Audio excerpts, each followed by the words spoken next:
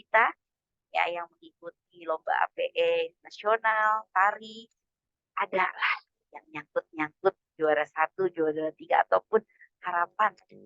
Ya, karena juaranya namanya sampai harapan juga ya. Amin.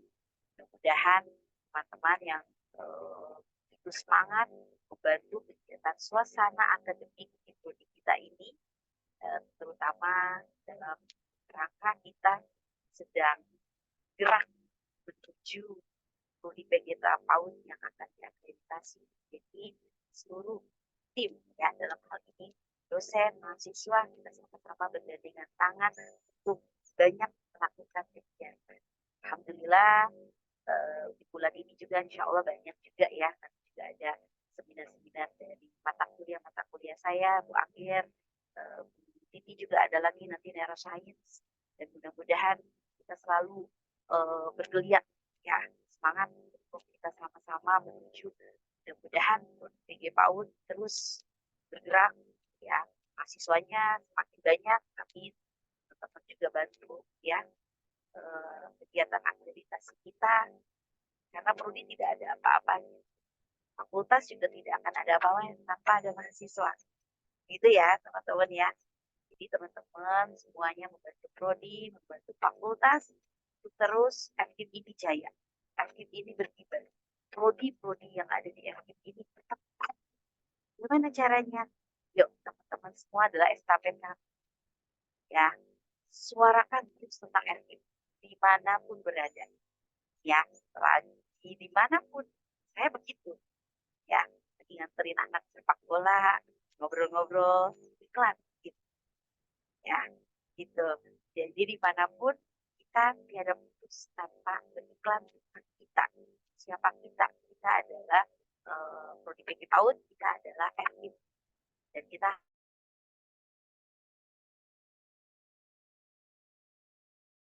FKIP gitu.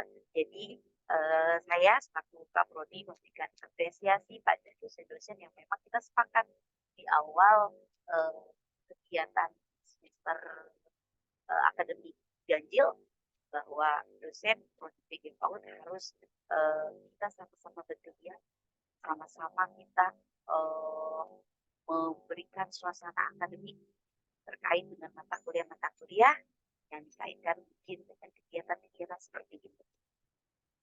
Mungkin itu saja. Terima kasih kepada tim, terima kasih pada narasumber nanti, ada Pak Guru, ada Bu Titi, ada Bu Nurul. Teman-teman, ini adalah kajian yang tentang artikel ya. Ini luar biasa, ada Pak Guru juga. Teman-teman tahu ya, kalau Pak Guru kan juga punya latar belakang yang memang beliau adalah juga wartawan ya. Jadi teman-teman, kita juga, terutama saya kan sedang mendorong teman-teman untuk bisa ada outputnya nih dan bisa publish. Mudah-mudahan dengan kegiatan ini ada yang semakin punya semangat untuk menulis dan akhirnya bisa mempublish, buat artikel-artikel yang memang sangat membantu, terutama untuk prodi dan di dalam akreditasi. Mungkin itu saja dari saya. Selamat berkegiatan, selamat berdiskusi nanti dengan para narasumber. Semoga kegiatan ini menghasilkan output pada teman-teman, yaitu semakin semangat untuk menulis dan membuat artikel, dan semangat juga untuk mempublishnya. Karena kalau tidak dipublish, yang mendem aja itu ya, jadi catatan di rumah, nanti nggak ada yang baca. Tapi kalau dipublish, bermanfaat, berlayak, dan kita juga dapat paham ya. Baik, itu saja dari saya. Selamat berkegiatan. Nasrul minallah wa qarib. Bismillah. Astagfirullah khairat. Assalamualaikum warahmatullahi wabarakatuh. Waalaikumsalam warahmatullahi wabarakatuh. Hadirin sekalian, demikianlah sambutan dari MPD. Semoga apa yang beliau sampaikan bermanfaat untuk kita semua. Amin ya robbal alamin. Sambutan berikutnya dari Dekan Fakultas Keguruan, yaitu MPD sekaligus dimohon untuk membuka acara mini workshop penulisan artikel populer dan artikel ilmiah. Kami persilakan.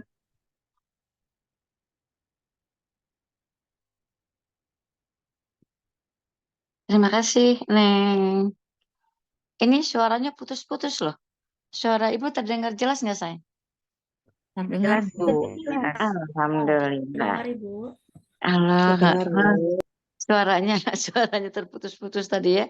Assalamualaikum warahmatullahi wabarakatuh.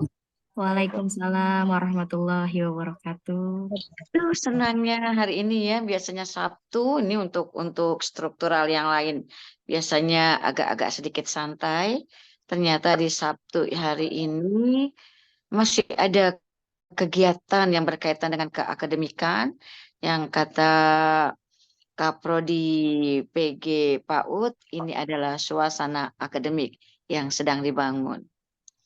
Yang terhormat untuk Kaprodi PG PAUD, Ibu Evi Fitria. Benar ya Ibu Evi Fitria kan ya? Sebab kami sama nih dengan Nurul Fitria. Evi Fitria MPD. Selamat sore Ibu. Sore, Bu. Yang terhormat juga tentunya untuk Sekprodinya Ibu Angger. Halo Ibu Angger. Yang terhormat nih untuk narasumber kita hari ini Bapak Muhammad Guru Nuari MPD serta Ibu Titik MPD. Serta tentu saja untuk seluruh peserta mini workshop penulisan artikel ilmiah dan artikel populer. Sepertinya ini baru pertama kalinya dibuat di Prodi PAUD atau barangkali juga di FKIP ada mini workshop penulisan artikel ilmiah dan artikel populer. Benar sekali, dua hal ini merupakan salah satu bentuk untuk menunjukkan siapa kita. Bukan dalam bentuk jumawa, tetapi mampukah kita sebagai mahasiswa untuk menulis? Karena menulis adalah salah satu tuntutan yang malah penilaian akhir. Jadi jikapun kalian merasa pandai di dalam kelas, terus ketika tugas akhir menulisnya gagal, ya gagallah studi kalian. Jadi sore ini sebenarnya adalah untuk meng-hire kita semuanya. Supaya kita lulus nih di mata kuliah Ibu Nurul Fitria Kumala Dewi MPSI ya. Ini salah satu bentuk katanya ya. Hasil akhirnya akan dijadikan sebagai kumpulan karya tulis dalam bentuk bunga rampai. Kalau dalam bentuk bunga rampai tentunya untuk pemula sekalipun ya Bu Nurul ya, saya rasa tidak bermasalah. Untuk pemula tidak apa-apa karena nanti berarti akan dibantu oleh Bapak Guru dan Ibu Titi bagaimana caranya membuat sebuah tulisan baik yang bentuknya penulisan artikel ilmiah maupun yang bentuknya artikel populer. Untuk yang bentuknya artikel populer, agak saya lepas nih sore ini. Penekanan saya adalah saat ini bagaimana caranya kita bisa menulis artikel ilmiah. Kita tahu bahwa tahun ini, sebenarnya bukan tahun ini ya, sejak tahun-tahun kemarin, ini sudah 3 tahun sebenarnya. Bahwa untuk menyelesaikan masa studi kita di S1, yang tadinya tugas akhirnya adalah wajib menulis skripsi, tahun ini FKIP UMT memberikan pilihan untuk seluruh mahasiswanya boleh mengambil skripsinya, tulisan skripsinya, boleh dalam bentuk lain. Banyak sekali yang bisa diambil. tadi saya dengar Bu Evi katanya mengatakan ada beberapa mahasiswa yang mengikuti lomba nasional. Nah, itu teman-teman yang ikut lomba tari, lomba apalagi tadi AP ya, jika mereka mendapatkan juara 1, 2, atau 3 tingkat nasional, itu sudah bebas. Tidak perlu lagi menulis skripsi. Sudah disamakan itu hasilnya. Atau, kalau itu pasti, atau jika ada saudara-saudara yang bisa menulis di jurnal, hasil penelitiannya di jurnal, Sinta 2, saya mintanya Sinta 2, katanya sih Sinta 4 juga nggak apa-apa lah Bu, katanya ya. Tapi kalau bisa kalau Sinta 4 melatak di mana-mana. Sinta 2, kalian juga bebas menulis skripsi. Terus materinya dari mana? Bisa nanti ketika kalian magang, cari permasalahan di sekolah tersebut, di tempat kalian magang. Buat laporannya yang benar, sesuai dengan petunjuk dosen pembimbingnya. Jadi dosen pembimbingnya itu tidak harus membimbing skripsi. Bisa juga mengambil bimbingan yang lainnya. Misalnya jurnal atau yang lainnya. Dan kalau itu tembus,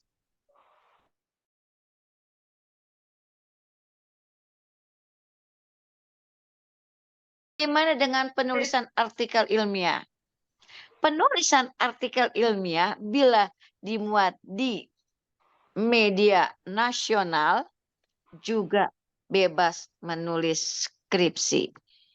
Artinya kampus Merdeka ini sudah memberikan kemerdekaan yang seluas-luasnya untuk kita semuanya. Jangan sia-siakan, karena tahun besok belum tentu juga. Misalnya tahun besok sajalah. Ya, barangkali tahun besok bisa membuat laporan atau membuat artikel ilmiah yang sudah dibuat disampaikan di jurnal nasional, apalagi internasional, ya. Jangan, belum tentu karena ganti menteri bisa jadi ganti kebijakan. Mumpung tahun ini bisa kejar terus, ya. Bulan ini 2 minggu yang lalu Sempro sudah mulai sayang. Jadi kalau kalian sudah selesai bab 1, 2, 3 dan bab 1, 2 dan 3 kalian sudah selesai, itu kalian bisa daftar Sempro. Dan jangan tunggu teman kalian. Jangan pengen sama-sama dengan yang lemot. Nggak penting sama-sama dengan yang lemot. Nungguin teman yang lemot. Kalian justru yang lemot harus bareng mengejar, membersamai yang jago, yang pinter, yang rajin. Menulis itu tidak berkaitan dengan kepandaian 100%, tapi berkaitan dengan kerajinan, ketelitian. Itu saja. Kayaknya untuk mahasiswa PAUD semua pasti bisa membuat tulisan karya ilmiah. Pasti bisa. Cuma masalahnya takut, malas, atau barangkali juga masalahnya apa ya? Masalahnya banyak. Apalagi nanti ini sebentar lagi kalian magang. Atau yang kemarin-kemarin sudah magang 1 dan magang 2. Terus kalian mendapatkan permasalahan di sekolah, di tempat magang kalian. Jadikan saja sebagai bahan untuk tulisan kalian. Biar cepat. Terus bagaimana untuk yang lainnya? Bisa sayang. Kalau kalian mempunyai apa ya, bisa mendirikan misalnya lembaga semacam apa ya itu ya, les-les begitu, kalian bisa bebas juga dari skripsi, misalnya punya bimbel, bukan kerja di bimbel, jadi kamu ngerti bagaimana caranya memanage bimbel kalian, terus laporkan semua dari hulu sampai hilir, selesai. Artinya banyak sekali, nggak ada alasan lagi sekarang ini yang terlambat untuk skripsi. Desember ini jadwal kita sudah selesai sempro. Diusahakan Desember semuanya sudah selesai sempro. Jadi nanti Januari ketika kalian magang, kalian bisa sekalian ngambil data di lapangan. Januari, Februari selesai. Maret sudah bisa sidang skripsi. Sepertinya si Ibu menggampangkan, memang gampang. Yang sulit itu adalah kalian menemui, berkonsultasi dengan dosen pembimbing kalian. Bersyukur di FKIP, terutama di PAUD, Kaprodi, Sekprodi, ini ada Bu Nurul dengan Bu Titi, itu kayaknya hampir bisa tiap hari kalian temui di kantor FKIP selain ketika ngajar. Jadi sekali lagi semangat berworkshop, hebat sekali ini ya. Sore hari ini kita bisa mendapatkan sesuatu yang bermanfaat. Mudah-mudahan hasil workshop ini bisa ditindaklanjuti seterusnya dengan dimuatnya hasil karya kalian di media-media yang bisa dianggap sebagai media nasional minimal. Sehingga bisa menambah atau membuat kalian bebas menulis skripsi. Sekali lagi terima kasih untuk Kaprodinya dan Sekprodinya. Terima kasih untuk narasumbernya Pak Guru dan Bu Titi. Terima kasih juga nih untuk Ibu Nurul yang mata kuliahnya ya Kalpitanya ini nih bisa menjadi arena untuk teman-teman seluruh prodi yang ada di PAUD, mahasiswa yang ada di PAUD untuk menunjukkan karyanya, untuk meningkatkan karyanya. Silakan berworkshop pria, silakan untuk menyerap semua ilmu yang diberikan oleh Pak Guru dan Bu Titi. Mudah-mudahan bermanfaat dan saya yakin bermanfaat. Terima kasih, semangat terus. Wabillahi taufiq wal hidayah. Wassalamualaikum warahmatullahi wabarakatuh. Waalaikumsalam warahmatullahi wabarakatuh. warahmatullahi wabarakatuh. Ya, dengan mengucapkan Bismillahirrahmanirrahim, mini workshop penulisan artikel ilmiah dan artikel populer saya buka. Bismillahirrahmanirrahim. Baik. Demikian tadi sambutan dari Dekan Fakultas Keguruan dan Ilmu Pendidikan, yaitu Ibu Sumiati MPD. Semoga apa yang beliau sampaikan bermanfaat untuk kita semua. Punten Ibu, sebelumnya kita foto bersama.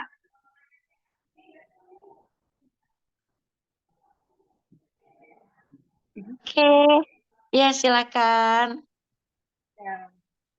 Baik Ibu, kita hitung ya bersama-sama. 1, 2, 3. Sekali lagi, 1, 2, 3. Ya, terima kasih Ibu.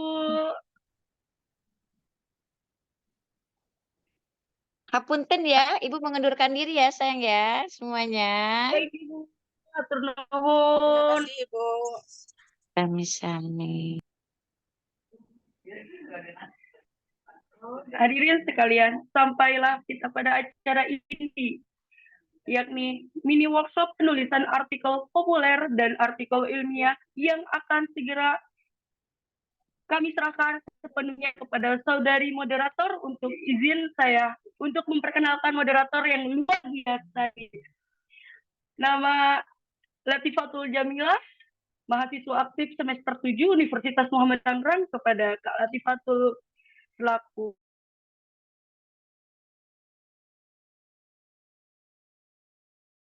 persilakan. Baik, terima kasih kepada Kak Ulida sebagai Master of Ceremony untuk kesempatan yang sudah diberikan. Air beriak tanda tak dalam, air tenang seperti berlian. Izinkan saya memberikan salam untuk para hadirin sekalian. Assalamualaikum warahmatullahi wabarakatuh.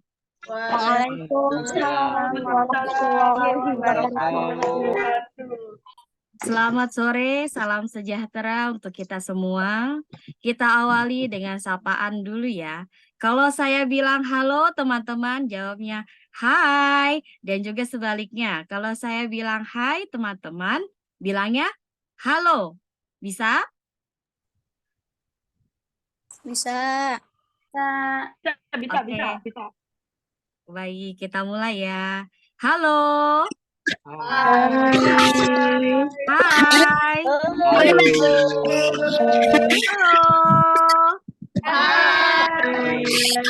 Hai, halo, hai, halo. Luar biasa semangat sekali teman-teman semua. Gak lupa nih, saya juga punya pantun untuk teman-teman. Jangan lupa bilang cakep ya ke saya. Maksudnya bilang, tapi kalau saya mengucapkan pantun bilangnya cakep. Bisa? Belum Kak Ulida? Makan ketoprak, jangan lupa pakai kerupuknya. Cakep. Bapak, Ibu hadirin, rekan mahasiswa, gimana kabarnya? Cakep. Alhamdulillah. Luar biasa. Allahu Akbar. Makan ketan ditambahin cirere. Buat capek, nostalgia. Bapak Ibu, selamat sore, salam sehat dan bahagia. Amin, amin, ya robbal alamin. Kami ucapkan selamat datang dalam acara mini workshop dengan tema penulisan artikel ilmiah dan artikel populer. Pada hari ini, Sabtu 11 November 2023, bersama saya Latifatul Jamila selaku moderator acara yang akan memandu jalannya sesi diskusi. Dimulai dari pukul 3 sore sampai pukul 5 sore, waktu Indonesia bagian Barat. Dan tentunya saya senang bisa bertemu dengan teman-teman yang antusias mengikuti acara mini workshop ini. Sebagai moderator yang memoderasi acara pada sore hari ini, mini workshop ini bertajuk Tips and Trick penulisan artikel ilmiah dan artikel populer. Wah, pembahasannya sangat krusial sekali ya teman-teman, terutama untuk mahasiswa semester akhir nih yang lagi kebingungan mengerjakan penulisan artikel ilmiah dan artikel populer. Tapi tenang aja teman-teman, semua tidak usah khawatir lagi karena kita akan langsung mendengarkan materi seputar tips and trik menulis penulisan artikel ilmiah dan artikel populer yang akan disampaikan oleh Bapak Guru Nuari MPD dan Ibu Titi Rahmi MPD. Sebagai pemateri pertama yaitu Bapak Guru Nuari MPD, yuk kita langsung sapa dulu Pak Gurunya nih. Apakah Pak Gurunya sudah berada di ruang Zoom meeting ini? Halo. Halo Pak Guru. Oh ternyata Pak Guru sudah hadir nih teman-teman. Apa kabarnya Pak Guru? Alhamdulillah sehat. Alhamdulillah. Kalau saya mah nggak usah ditanya lagi ya Pak kabarnya. Pokoknya sangat luar biasa baik dan juga nggak sabar untuk dengerin materi dari Pak Guru. Oh iya, sebelumnya saya mau memperkenalkan Pak Guru nih ke teman-teman semua. Supaya teman-teman semua lebih dekat dan lebih kenal nih sama Pak Guru. Tak kenal maka tak sayang. Jadi harus kenalan dulu baru ada rasa sayang.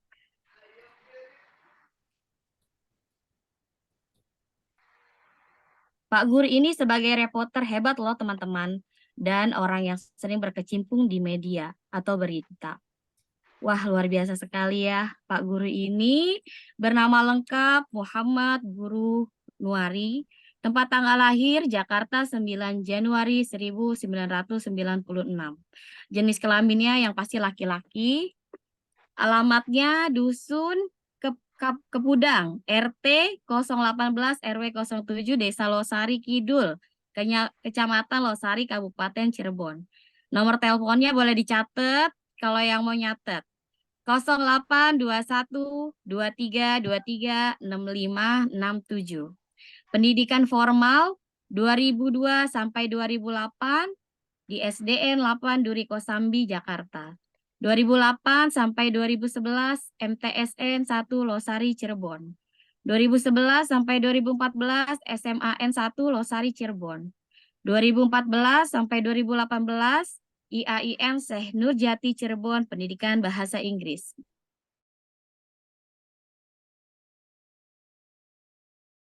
Di Jakarta, Pendidikan Bahasa Inggris. 2023 sampai dengan sekarang, Doktoral Unika Atma Jaya Jakarta, Linguistik Terapan Bahasa Inggris. Luar biasa sekali, Pak Guru. Oke, Pak Guru, sudah bersemangat dan teman-temannya harus lebih bersemangat lagi dong. Siapkan catatan untuk mencatat hal-hal yang penting dari Pak Guru. Terus untuk teman-teman yang ingin bertanya, silakan bertanya melalui room chat atau bisa raise hand ketika sesi tanya jawab nanti ya. Udah penasaran banget nih sama materinya? Langsung aja. Teman-teman semua dengarkan dengan baik materi penulisan artikel populer yang akan dibawakan oleh Pak Guru. Kepada Pak Guru, disilahkan. Ya, oke deh. Oh, udah ada ya.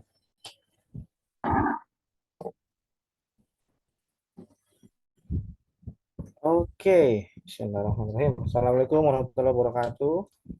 Waalaikumsalam warahmatullahi wabarakatuh. Selamat sore semua. Selamat sore Bu Kaprodi, Bu Titi, Bu Nurul, dan semua mahasiswa yang hadir.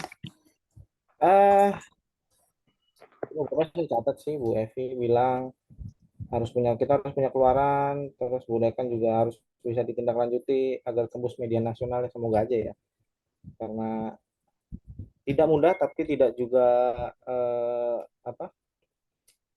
tidak juga sebagai satu hal yang mustahil ya, karena memang harus coba gitu.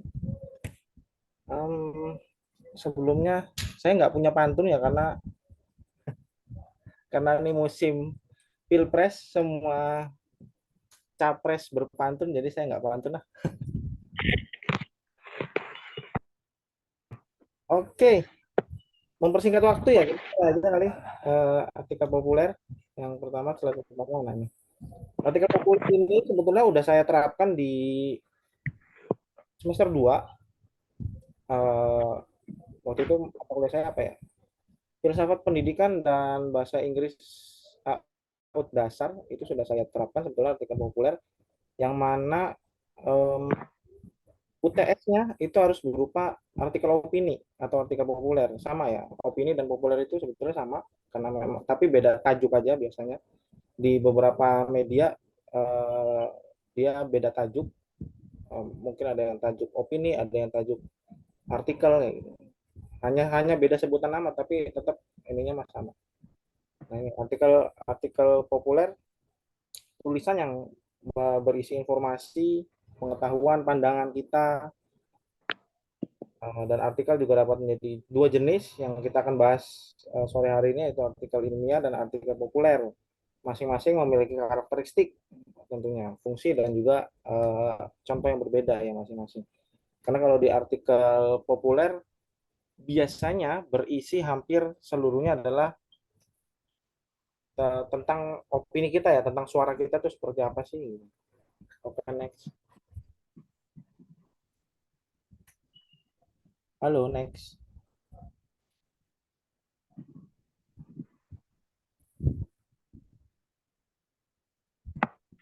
Nah ini perbedaannya, artikel ilmiah dan artikel populer.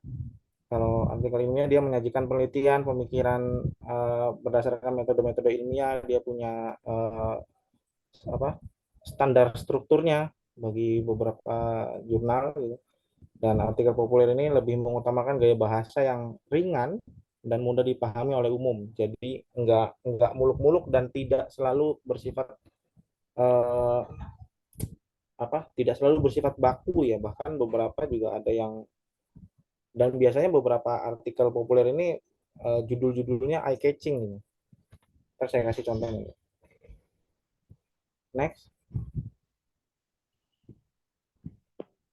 Nah, ini karakteristik artikel populer, dia bisa banget berbasis pada pengalaman pribadi. Jadi bagi siapapun yang punya pengalaman-pengalaman yang mungkin asik, mungkin tidak asik, tapi bisa di-share ya silahkan bisa. Karena memang zaman sekarang bukan cuma artikel populer, tapi media sosial juga sangat berpengaruh besar, apalagi bagi pengungkap eh, suatu kasus, karena banyak banget, apalagi yang kemarin yang terbaru ini kan mahasiswa apa ya, universitas apa ya, UNY ya kalau nggak salah, yang katanya dilecehkan, itu bisa sebenarnya diangkat, karena artikel-artikel populer juga apa namanya, tidak terlalu membutuhkan rujukan sebetulnya, atau sumber yang khusus, jadi dia bisa berbasis pada permasalahan-permasalahan yang kekinian, apalagi sekarang 28 November misalnya kita mau menghadapi apa, gelombang gelombang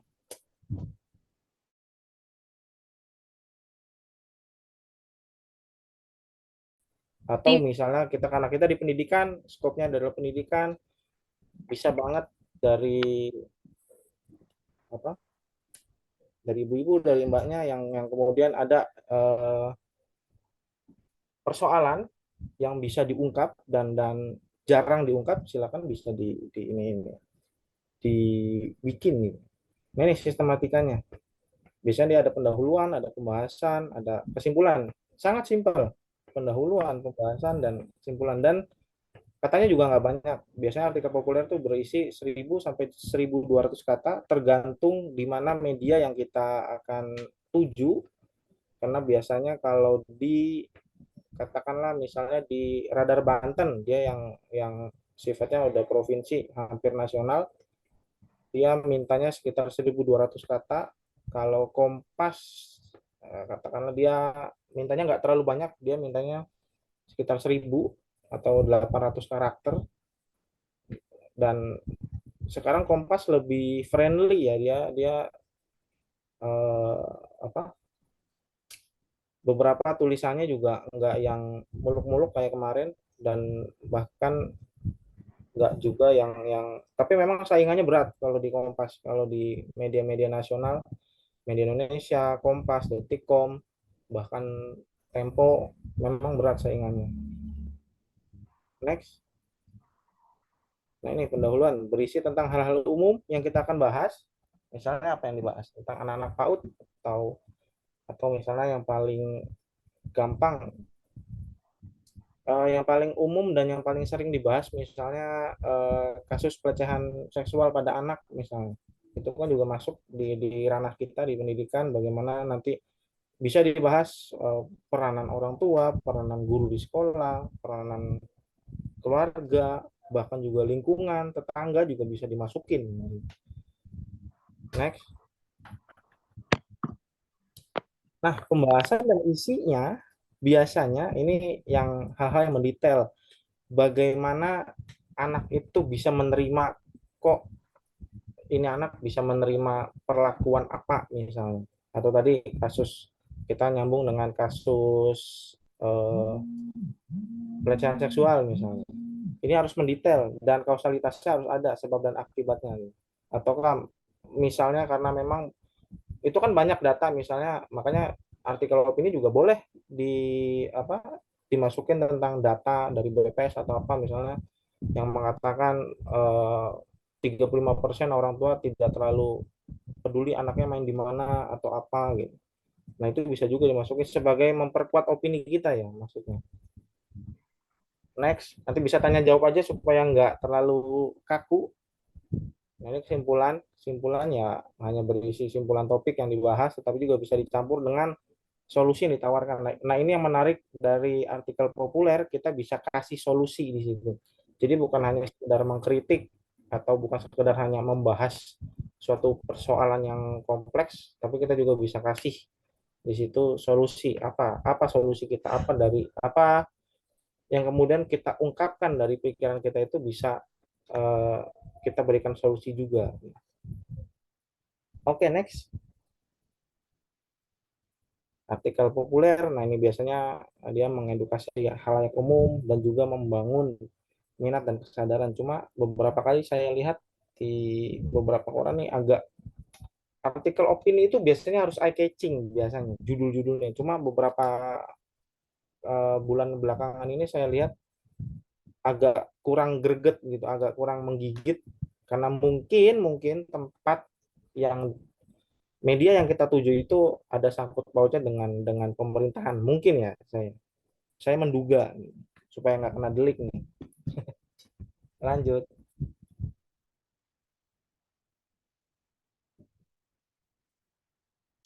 Oke, nah ini contohnya kemarin banget, ini masih fresh sebetulnya yang kiri, yang sebelah kiri nih yang sudah tahun 2023, kok guru toksik masih merajalela di sekolah. Dan yang sebelah kanan ini saya, ini bulan apa ya, kalau nggak salah Oktober, begal gelar ala juragan e-commerce. Ini yang sebelah kanan kritik saya atas Mas Menteri ya. Jadi ada 2 profesor di UNS yang kemudian dicopot hanya karena perkara pemilihan rektor katanya yang tidak fair dan tidak apalah gitu berdasarkan investigasi mereka tuh. Ya memang nggak jelas kan Mas Menteri maunya apa sampai sekarang ngeluarin itu bisa dikritik juga terkait misalnya dia sampai sekarang mengeluarkan jilid 25 Merdeka Belajar. Nggak jelas apa mau arahnya. Sementara kita sekarang bukan MBKM lagi, sudah ada OBE-nya, terintegrasi OBE. Itu juga sedang saya timbang-timbang untuk tulis ya sebenarnya. Cuma baca datanya memang mesti mesti banyak supaya pengetahuannya ada. Dan yang sebelah kiri ini sempat heboh kemarin karena sebetulnya siswa ini menyindir salah satu gurunya. Bukan menyindir, kalau menyindir dia agak bersifat personal, mengkritik nah istilahnya. Mengkritik karena memang kritik ini harus dibedakan ya karena sebetulnya masyarakat kita dan kita di dalam ruang akademik harus bisa membedakan yang namanya kritik dan mengungkap aib. Nah, ini 2 hal yang sangat amat berbeda. Kalau kita mengkritik dia sebagai apa? Nah, itu yang kemudian membawa kita pada ruang-ruang akademik seperti ini. Ini kan akademik. Artikel populer itu akademik. Sangat-sangat akademik. Dia bisa bahkan kita bisa membantah guru toksik misalnya. Terus kalian ada pemikiran lain misalnya. Harusnya jangan guru toksik apa misalnya. Respon atas tulisannya si B, si A, si C itu bisa banget. Dan itu adalah pertengkaran ruang akademik yang diperbolehkan. Ya, kalau mengungkap aib misalnya ya saya nggak lulus TOEFL misalnya, nah itu aib. Kalau kita mengkritik, kalau kalian mengkritik saya misalnya sebagai dosen, nggak bisa ngajar nih apa misalnya segala macam, nah itu adalah kritik dan itu diperbolehkan selama masih dalam lingkup ruang-ruang akademik. Dan ini yang sebelah kiri memang heboh, satu sekolah heboh sampai saya juga kirim ke kepala sekolahnya karena kebetulan kenal. Jadi sekalian aja dibikin heboh. Sebelumnya membangun kesadaran juga bahwa loh sebagai guru kok tidak memperhatikan kompetensi guru, sebagai guru kok tidak memperhatikan kode etik segala macam gitu. Sebagai guru kok sangat verbalis banget gitu. Artinya omongannya pedes, nggak bisa dijaga, asal ceplas-ceplos misalnya. Nah, ini kan sebagai satu bentuk yang harus disadari bahwa kemudian kita mengikuti pola perkembangan zaman, maka ya anak-anak kita akan semakin kritis. Bahkan sebetulnya bukan hanya di dalam konteks artikel populer ya, tapi katakan misalnya mereka bermedsos di WA, di apa, itu kan sering mereka bikin status, aduh guru ini galak, guru ini apa, bla bla bla. Maka saya bilang ke anak-anak ini, daripada kalian nulis status nggak jelas segala macam, ini tulis 1000 kata selesai itu urusan. Dan memang heboh, sangat heboh. Satu sekolah heboh, bahkan ya katanya sih anaknya sampai yang harus menghadapi si gurunya itu dengan sinis gitu. Padahal harusnya bukan dengan sinis gurunya ya. Harusnya dia bisa membalas kembali gitu. Apa ini maksud guru toksik? dengan tulisan lagi. Jadi mereka harus bisa berbalas-balasan di situ. Next. Ini email dan CP beberapa media massa yang saya tahu. Ada mungkin di Cirebon kita bisa ada kabar Cirebon. Di Banten kita ada Mas Gito, ada kabar Banten. Silakan bisa di ini. Mata Buana Samarinda, bahkan sampai Banjar Lampung pun ada. Nah, Kompas ini kolom Kompas sangat mudah, tinggal login, daftar segala macam. Nah, nanti tinggal tunggu artikel kita diterima atau enggak. Sama dengan media Indonesia pun begitu. Silakan bisa di share nanti PPT saya. Siapa tahu ada yang mau ini, ada yang mau ngirim atau sudah pede untuk ngirim, silakan. Oke, next. Kayaknya udah cukup. Oke, terima kasih. Pastinya ada pertanyaan sih. Atau lanjut dulu ke Bu Titi, silakan. Gimana, moderator? Iya, Moderator. ditahan dulu ya teman-teman untuk pertanyaannya, lanjut nanti ke pemateri kedua. Terima kasih kepada Bapak Guru Nuari MPD yang sudah memberikan pemaparan materi pada hari ini. Selanjutnya kita ke pemateri 2 bersama Ibu Titi Rahmi MPD. Sebelumnya Bu Titi memaparkan materi, seperti biasa saya akan menyapa terlebih dahulu apakah Bu Titi sudah berada di ruang Zoom meeting ini. Halo Bu Titi, Assalamualaikum. Halo, Mbak Latifah, Ipe. Alhamdulillah Bu Titi sudah ada di ruang Zoom ini. Oke, teman-teman, kalau saya boleh lanjut karena waktu yang mempersingkat karena nanti akan ada acara sesi tanya jawab. Sebelumnya saya akan memperkenalkan Bu Titi terlebih dahulu ke teman-teman. Tak kenal maka tak sayang, jadi harus kenalan dulu baru ada rasa sayang. Bu Titi ini adalah dosen terbaik di Universitas Muhammadiyah Tangerang dan penulis buku yang sangat luar biasa karyanya. Bu Titi lahir di Jakarta 13 Agustus. Sarjana 1 dan Sarjana 2 Pendidikan Anak Usia Dini di Universitas Negeri Jakarta. Memiliki 2 putra dan 1 suami. 1 ya. Tinggal di Kompleks Seknek, Pinang, Kota Tangerang. Nomor handphone boleh dicatat bagi yang membutuhkan. 081310867764. Bu Titi saat ini bekerja sebagai ibu rumah tangga, Masya Allah. Dosen PG PAUD UMT Tangerang, asesor Ban PAUD PNF, tim penilai calon sekolah Adiwiyata Kota Tangerang, fasilitator sekolah penggerak Kemdikbudristek. Penghargaan yang dimiliki Bu Titi, peserta terbaik ketiga pada pelatihan asesor akreditasi Ban PAUD PNF tahun 2017. Dosen wanita terbaik pada Fesdak UMP 2019. Penulis buku non-fiksi tersertifikasi Badan Nasional, Sertifikat Profesi 2020 sampai dengan saat ini.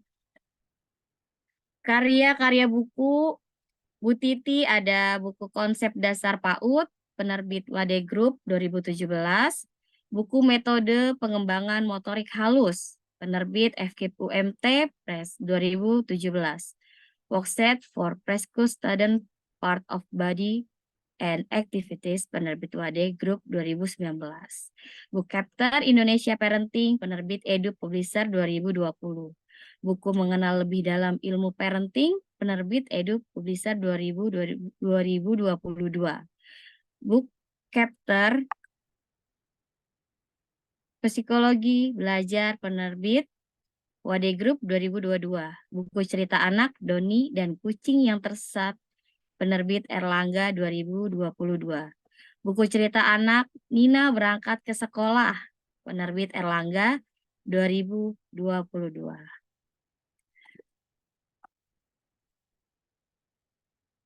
Udah penasaran banget nih teman-teman sama materi yang akan diberikan oleh Bu Titi Rahmi MPD. Langsung aja teman-teman semua dengarkan dengan baik materi penulisan artikel ilmiah yang akan dibawakan oleh Ibu Titi. Kepada Ibu Titi, disilahkan.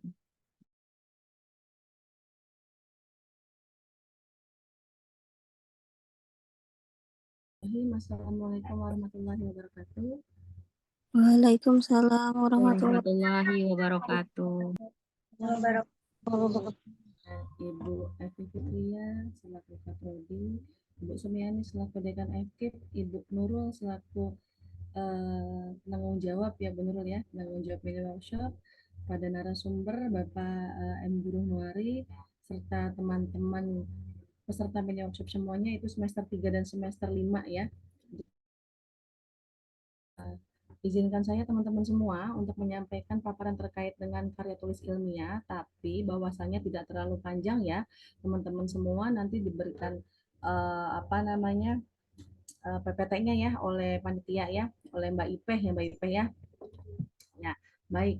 Tadi sudah disampaikan oleh materi pertama, oleh narasumber pertama Pak Guru terkait dengan karya tulis ilmiah. Jadi teman-teman tinggal melihat saja terkait dengan karya ilmiah itu apa sih? Nah, karya ilmiah itu karya tulis yang dibuat dengan prinsip ilmiah. Ya, artinya teman-teman harus melihat berdasarkan data dan fakta yang sebenarnya. Berdasarkan dari apa nih? Tadi sempat Ibu Dekan menyampaikan berdasarkan hasil observasi yang diamati ketika magang, itu boleh. Lalu berdasarkan hasil eksperimen yang dieksperimenkan oleh kita sebagai peneliti, itu boleh. Dan juga harus ada kajian pustakanya. Nah, jadi dalam karya ilmiah ini harus terdapat informasi yang memang ingin kita sampaikan oleh penulis beserta tujuannya itu mau seperti apa.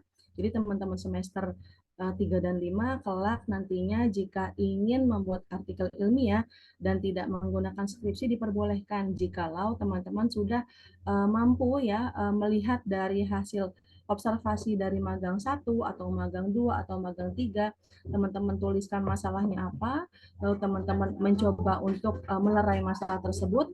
Nanti teman-teman kaji dengan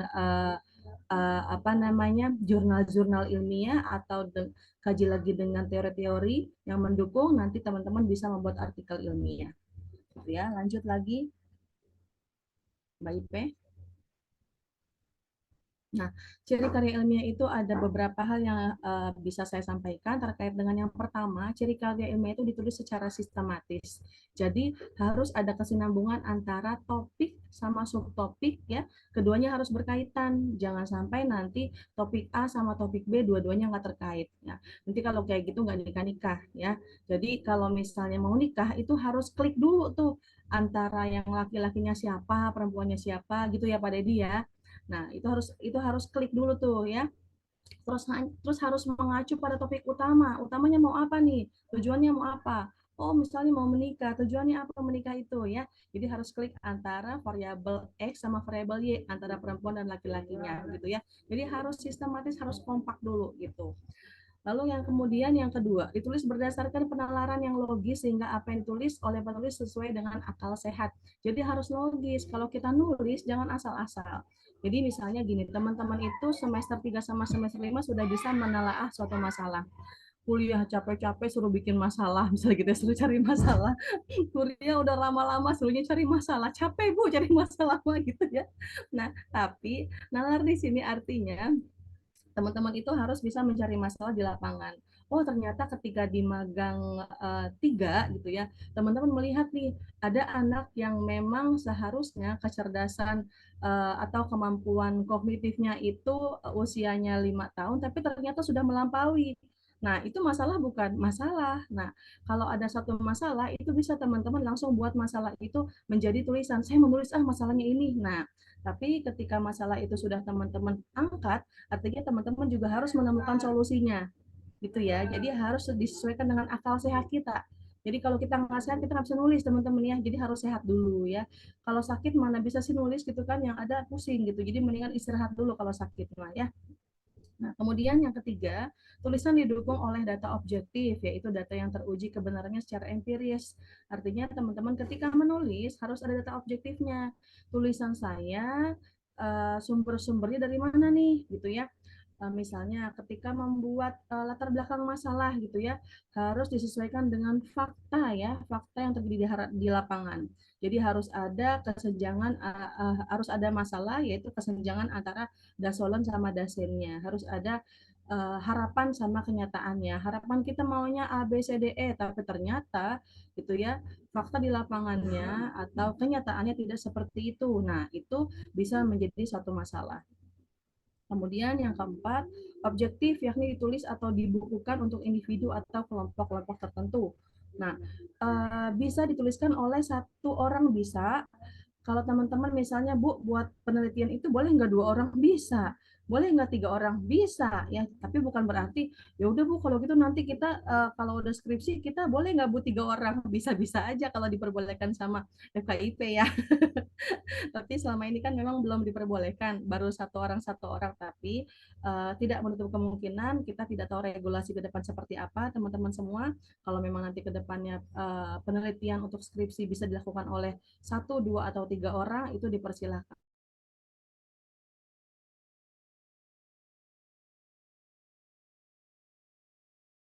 Ini ya, nanti itu boleh lebih dari 1 orang. Gitu. Misalnya ketika di magang nih, ternyata Mbak Ipe sama Pak Dedi sama Mawaddah itu punya apa namanya, klik lah dengan satu masalah yang sama ya. Nah, ketika sudah klik nih bertiga, nanti silakan buat latar belakangnya seperti apa, kemudian teori yang mendukung seperti apa, pendahuluan seperti apa dan sebagainya, itu bisa dibuat artikel ilmiah ketika memang sudah dilakukan penelitian, gitu ya. Itu boleh kalau memang belum sampai tahap deskripsi ya. Tadi kalau misalnya kita masuk ke yang magang 1, 2, atau 3. Nah, kemudian yang kelima, argumentasi teori yang benar, sahih, dan relevan. Jadi ketika kita menyampaikan satu teori, bukan berarti plek-plek itu masuk teorinya kita masukin semua, bukan. Tapi kita ambil yang penting-penting saja, lalu kita parafrasekan dengan menggunakan bahasa kita sendiri. Nah, jadi teman-teman semester 7 yang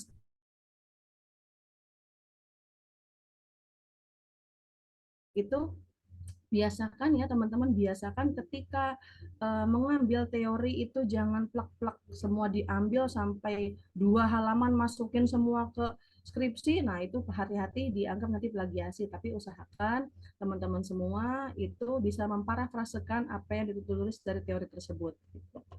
Lalu yang keenam, mengaitkan argumentasi empirik dengan argumentasi teoritis ya.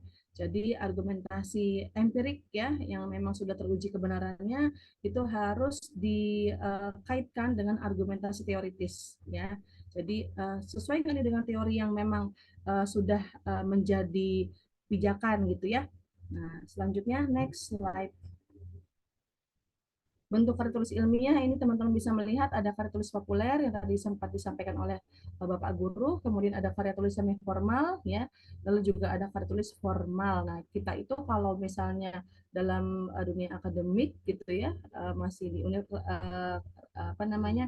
Masih di kancah universitas itu kita masuknya ke skripsi, tesis atau disertasi S1, S2, S3 gitu ya. SMP SMA itu masih di kategori makalah ya atau paper gitu. Lanjut. Nah, ini jenis karya tulis ilmiah, ada artikel, ada disertasi, ada skripsi, ada makalah, ada paper, ada kertas kerja, ya, ada tesis. Lanjut. Ini udah ya, sudah disampaikan oleh Pak Guru, jadi saya ambil yang paling bawah saja. Artikel ilmiah merupakan karya tulis yang dirancang untuk dimuat dalam jurnal atau buku yang ranahnya adalah penelitian dan keilmuan. Jadi bukan berarti teman-teman nulis artikel itu tidak berlandaskan apa-apa. Semester 7, Bu, boleh dirubah ini, boleh buat artikel bla bla bla bla, tapi bukan berarti teman-teman ketika bikin artikel teman-teman nggak punya landasan apa-apa. Itu teman-teman harus tetap melakukan tindakan seperti peneliti ya. Jadi memang harus melihat masalahnya apa, lalu harus membuat kalau di PTK itu harus ada treatmentnya, kemudian harus ada siklusnya atau harus ada langkah-langkah yang memang dijadikan solusi ya. Nah, kemudian harus dapat diukur atau kalau nggak diukur berarti harus diobservasi dan sebagainya. Nah, itu masuk ke ranah penelitian dan keilmuan gitu. Jadi bukan berarti tiba-tiba boleh nih dirubah harus menggunakan ini. Nah, bukan berarti gitu juga tadi benar disampaikan oleh Ibu Dekan, jadi artinya teman-teman juga harus membuat laporan penelitiannya, laporan magangnya seperti apa, dan itu juga harus dikaji ulang oleh teman-teman semua. Kemudian lanjut. Nah, jadi bagaimana hubungan karya tulis ilmiah dengan artikel ilmiah? Hubungannya adalah baik-baik saja, ya. Itu yang pertama. Kemudian yang kedua, harus berkesinambungan dan harus berkaitan satu sama lain, nggak boleh sendiri-sendiri. Ya, nanti bercerai-berai kalau sendiri-sendiri. Jadi harus harus bersatu, ya. Lanjut lagi. Nah, cara membuat artikel ilmiah. Nah, ini yang harus teman-teman pahami ya. Ketika teman-teman membuat artikel ilmiah, yang pertama harus ada judul ya. Tanpa judul, misalnya judulnya begitu, tanpa judul yang nggak bisa ya. Judulnya kalau judulnya tanpa judul cuma 2 kata. Ya, seharusnya kalau untuk di kategori Indonesia itu kurang lebih 12 kata. Kalau untuk yang kategori luar Indonesia itu 10 kata.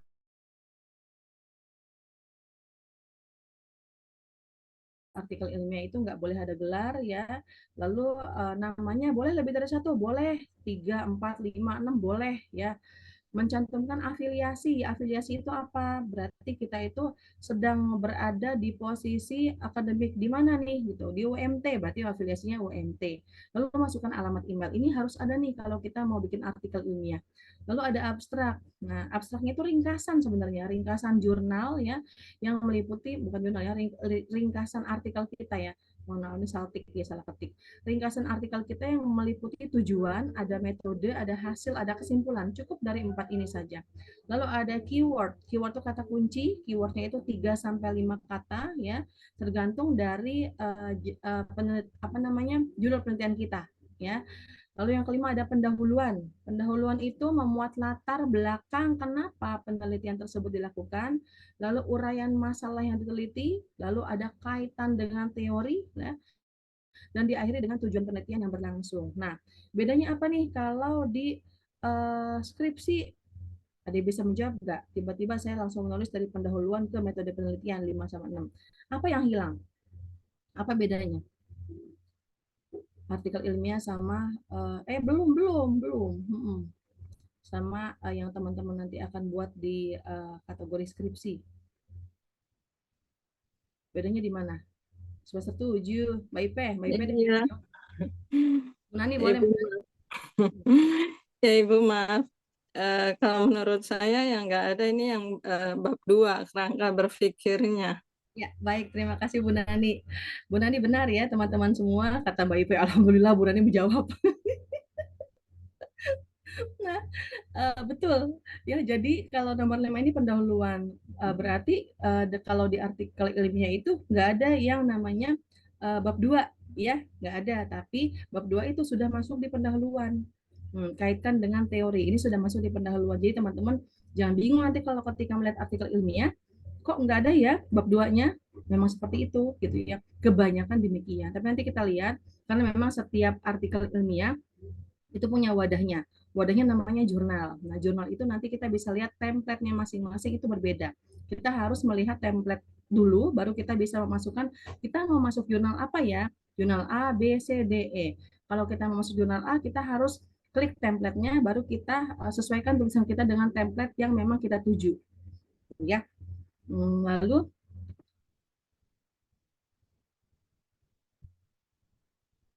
yang keenam, metode penelitian. Habis pendahuluan, nanti teman-teman langsung ke Matlit-nya. Nah, ini menjelaskan kerancangan penelitiannya, metode pengumpulan datanya itu seperti apa, tapi tidak full seperti skripsi. Begitupun yang nomor 5. Nomor 5 pun nggak full seperti skripsi. Teman-teman paling ya standarnya itu kalau menulis artikel ilmiah 10 sampai 15 lembar. Halaman, maaf, 10 sampai 15 halaman.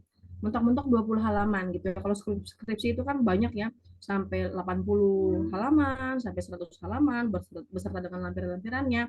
Kalau artikel enggak, palingan cuma 15 halaman gitu ya. Maksimal banget 20 halaman, itu yang terbanyak.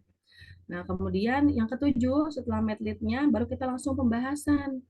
Nah, di pembahasan ini sudah ada bandingan temuan dengan teori yang dikutip. Nah, ini di pembahasan. Jadi kita menjelaskan dulu nih hasil temuan-temuan yang kita lakukan, yang kita temukan dengan teori yang kita kutip, lalu kaitkan temuan tersebut dengan penelitian sebelumnya. Ini sama dengan skripsi, ya. Tapi kalau di skripsi itu, kalau nggak salah teman-teman di bab 2 ya, bab 2 itu ada mendiskusikan persamaan dan perbedaan dari skripsi yang terdahulu gitu. Tapi kalau di artikel penelitian, artikel ilmiah masuknya di pembahasan untuk mendiskusikan persamaan dan perbedaan terkait dengan mendiskusikan hasil penelitian kita. Nah, itu bedanya. Lalu di kesimpulan, ya, kesimpulan nanti baru sudah muncul pembuktian hipotesis yang memang dituliskan secara ringkas oleh kita dengan informasi yang cukup saja, tidak usah berlebihan. Karena memang namanya artikel ilmiah tidak perlu panjang kali berkali tinggi seperti skripsi, tesis, atau disertasi.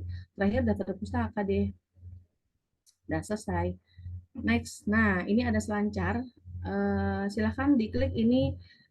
Kalau teman-teman misalnya mau ngeklik apa namanya citasi dari jurnal, misalnya punya saya Google Scholar, bisa dicek. Silahkan diklik. Mau dibantu. Yang pertama, Scholar Google Citation.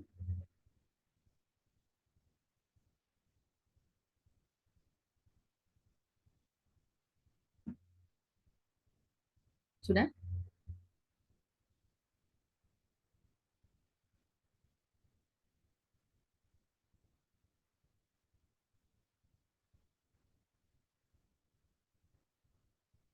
Caranya teman-teman siapa nih IP ya, IP yang lagi klik-klik ya Pak, siapa? Diklik dua-duanya aja, dimasukin ke tab tab yang berbeda biar nanti bisa dibuka lagi satu-satu. Ini saya ambil yang termudah saja. Jadi kalau misalnya teman-teman melihat Google Scholar misalnya punya saya, punya Bu Nurul, punya Pak Guru, teman-teman tinggal klik nama kami masing-masing, teman-teman masuk ke Google Scholar gitu ya, nanti tinggal cari nama kami, nanti akan muncul biasanya gitu ya. Ini yang memang sudah terverifikasi oleh UMT. Nah, verified email at umt.ac.id. Tapi kenapa saya jarang menggunakan email umt.ac.id? Karena saya lupa passwordnya apa. Jadi kalau saya tulis karya ilmiah itu biasanya pakai email pribadi, bukan pakai email verified dari UMT karena saya lupa passwordnya seperti apa. Nah, ini salah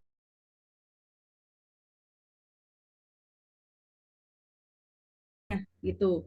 Ya, tinggal cari Google Scholar, lalu kemudian klik nama kami gitu ya, boleh nama Pak Guru, nama saya atau nama Bu Nurul, Bu Evi, Bu Angger dan sebagainya dan Pak Iman ya.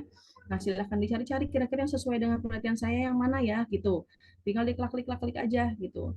Ya, tinggal klik-klik nanti akan muncul gitu ya. Nah, ini ada koautornya. Saya berteman dengan siapa nih? Saya berteman dengan Bu Nurul, berteman dengan Bu Nargis, berteman dengan Bu Evi dan sebagainya. Artinya yang pernah saya minta bareng untuk nulis gitu. Jadi artinya kenapa ada nama NFK Dewi, Terahmi, I Imania, MI Firdaus. Nah, ini artinya kita bergerilya mengerjakan ini gitu. Ya, itu untuk menulis artikel ilmiah. Nah, kita next untuk yang slide untuk yang link kedua. Nah, link yang kedua ini diambil dari Google Scholar yang tadi ada judul terkait dengan pengembangan karakteristik religius untuk buku Halo Balita. Nah, ini saya ambil salah satu contoh yang diambil. Nah, ini yang dari UIN SGD. Ini contoh artikel ilmiah. Kira-kira kita cek ya, kita buka.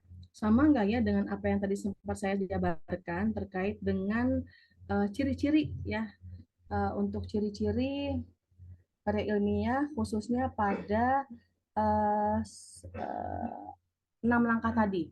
Nah, ini sudah ada ya, ini diambil dari Jurnal Psikologi Islam. Teman-teman ketika ingin masuk ke dalam ingin membuat artikel lalu teman-teman mau masuk ke dalam jurnal ya, teman-teman harus cek dulu nih di home, misalnya di home. Klik home, please. Sudah klik home. Nah, kalau sudah klik home, nanti sebelah kanan ini ada yang namanya jurnal template. Nah, ini yang kanan bawah ya. Kanan bawah ada jurnal template, teman-teman nanti bisa klik ini. Kalau teman-teman ingin mengetahui kira-kira apa sih isinya gitu. Ya, kita nantinya harus sesuaikan dengan template yang dipunya nggak ya oleh JPIB? Betul, harus sesuai dengan template yang dipunya. Nah, ini JPIB. Nah, sebelum kita mau masukin ke dalam jurnal, kita cek dulu JPIB ini jurnalnya apa sih?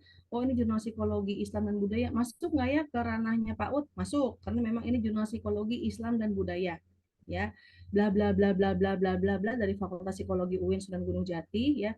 Tinggal dicek ISSN-nya ada, online ada, print ada. Cek di indexing, ada Garuda, Google Scholar, Crossref, Moraref, Dimension, Sinta. Nah, yang diminta oleh Bu Dekan tadi adalah Sinta. Nah, ini Sinta ya, bukan Pandawa, ini bukan Rama. Nah, teman-teman cek Sinta, nanti bisa diklik Sintanya. Nah, Sinta coba ya diklik deh, bisa nggak diklik di situ? Nah, klik. Masuk Sinta berapakah dia, gitu kan? Nah, kita cek tadi yang diminta oleh Bu Dekan Sinta 2 atau 3. Empat tadi kan pebelatak di mana-mana ya. Jadi kita ambil teman-teman yang semester 3 atau semester 5 saat ini mau coba-coba nanti masukin artikel ya. Kita cek ini masuknya ke Sinta berapa. Keluar nggak? Nggak ya? Nggak dapat menjangkau halaman ini. Ya. Oke, tidak apa-apa. Kita balik ke yang tadi. Nggak bisa masuk ke Ristek. Berarti ini sedang error. Nah, kita cek lagi yang bagian atas. Biasanya ada sertifikatnya. Nah, ada yang di atas ya, ada bacaannya. Terakreditasi Sinta 3. Teman-teman lihat di bagian atas ya. Ya, ini sudah sudah 3. Nanti kalau teman-teman penasaran, benar nggak sih harusnya di sini ketika diklik muncul itu apa namanya sertifikatnya atau muncul langsung ke Ristek BRI, nanti ada bacaan Sinta jurnal JPIB masuk ke Sinta 3. Nah, ini yang pertama teman-teman harus cross check. Jangan sampai teman-teman ceknya dapatnya artikel yang jurnal yang ece-ece ya, takutnya jurnalnya jurnal predator gitu ya. Nah, kemudian cek lagi teman-teman ini berbayar apa enggak sih ya? Ada bacaan author fee di sini. Cek 1 2 3 yang kanan diklik. Ini penting ya teman-teman author fee itu. Jadi yang Sinta itu biasanya meminta nominal uang gitu. Bu udah capek-capek bikin artikel harus pakai uang. Memang gitu ya. Ini di sini. Nah, tadi mana ya 300.000 ya ada bacaannya. Nah, ini author fee ya. Artikel submissionnya 0, jadi kita tinggal masukin artikel kita aja, itu nggak berbayar. Tapi nanti diterima atau enggaknya tergantung mereka.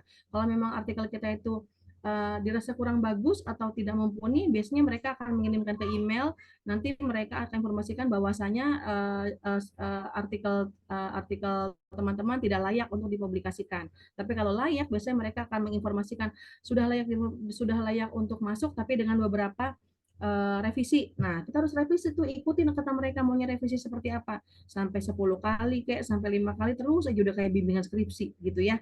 Sama gitu ya. Repot banget gak sih, Bu? Enggak juga sih gitu ya kalau teman-teman tahu trik-triknya. Nah, kalau sudah ternyata Ibu ini sudah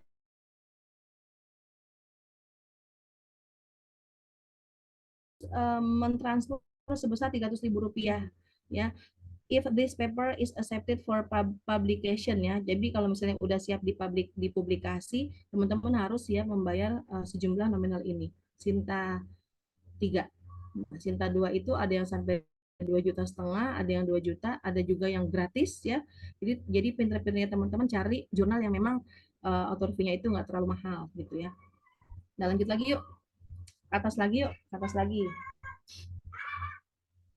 Atas lagi kita langsung ke praktek mini-mini. Atasan lagi. Nah, cari yang tadi contoh punya saya aja coba ya. Kita cari archive yang satu di tab archive ya. Ada home, about, login, register, search, current, archive. Diklik archive-nya. Ya. Kemudian kalau sudah diklik archive-nya, nanti kita recheck, ambil yang tahun 2021 yang saya lupa nomor berapa. Coba cek dulu nomor 1 ya. Volume 4 nomor 1 2021 yang bawahnya. Volume 4 nomor 1 2021. Iya. Kalau enggak nomor 2 sih, tapi kita cek dulu. Yang tadi yang punya saya masuknya ke nomor berapa? Nah, ini coba ke bawah lagi. Nah, ada ya, penggunaan media 1, 2, 3, yang ketiga. penggunaan media buku Halo Balita dalam pembentukan karakter religius anak usia prasekolah atau anak usia dini. Teman-teman diklik, nah ini, diklik yang ini, boleh langsung PDF-nya, boleh juga, ini artinya ada abstract views, ada yang ngelihat 130 orang, yang lihat PDF-nya 82 orang yang sudah mengambil. Sudah diklik? Sudah diklik tik-tik gitu, diklik 2 kali, biasanya nanti akan muncul. Nah, ini sudah ada, abstraknya sudah ada ya, ini abstraknya biasanya dimasukkan, abstraknya itu Indonesia Inggris Indonesia. Nah, ini yang ya PDF, ambil yang full text PDF. Nah, download this PDF file. Download this PDF file. Nah, teman-teman, kalau teman-teman ngelihat template bingung, teman-teman ambil punya orang, kayak misalnya kayak gini, kemudian teman-teman download, ya. Ini kan PDF, teman-teman ganti ubah PDF-nya ke Word, baru ikutin template yang sudah ada. Karena kadang-kadang kalau kita lihat template itu liar ya, bingung. Itu tulisannya harus berapa PT, berapa spasinya berapa, segala macam ribet ya. Kadang-kadang ribet. Tapi kalau misalnya jalan keluar yang paling mudah adalah teman-teman tinggal ambil salah satu artikel ya, kemudian langsung teman-teman ubah dari PDF ke Word, teman-teman ikutin panjang pendeknya, kemudian juga tata tulis dan sebagainya. Karena itu pasti udah pasti ngeling sendiri. Nah, ini contohnya judul ya, judul kita cek. Tadi kan judul katanya dari Indonesia itu 12. 1, 2, 3, 4, 5, 6, 7, 8, 9, 10, 11, 12 ya. Penggunaan media buku Halo Balita dalam pembentukan karakter religius anak usia prasekolah 12 ya. Kemudian ini namanya 3, Titi Diah Yuviarti ya. Ini saya ambil dari prodi PAUD, prodi bahasa Inggris sama prodi psikologi pendidikan. Ini yang ketiga ini profesor. Jadi diambil di belakang karena memang beliau itu asesor BKD saya, jadi saya masukin namanya di belakang karena minta beliau juga, ya udah nggak apa masukin aja. Nah, ini abstrak ya, ini abstrak ya, abstraknya tinggal dilihat, kurang lebih yang baik itu 250 kata kurang lebihnya ya.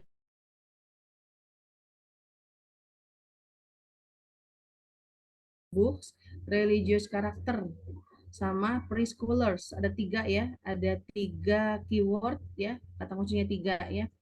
Lalu teman-teman lihat pendahuluan, tadi abstrak sudah, baru kita ke pendahuluan bawahnya. Nah, di pendahuluan tadi kan disampaikan bahwa di pendahuluan itu sudah masuk ke masalahnya.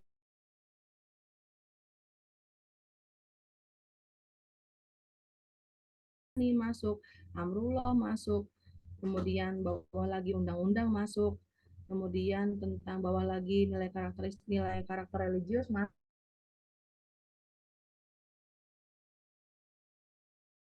Bisa ke bawah lagi, bawah lagi P.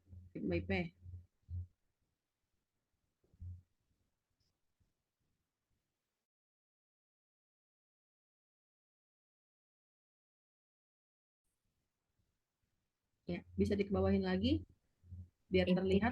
Mohon maaf, waktunya tinggal 10 menit lagi.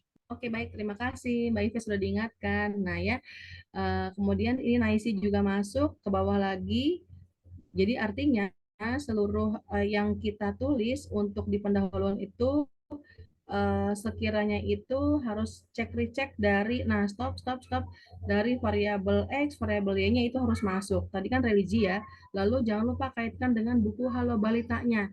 Jadi ada masalah, ada solusi. Masalahnya itu adalah di karakter religius anaknya, solusinya itu adalah dengan menggunakan buku Halo Balita. Ya. Kemudian ke bawah lagi di Halo Balita itu serinya banyak, ada seri value, self help dan spiritual. Ya.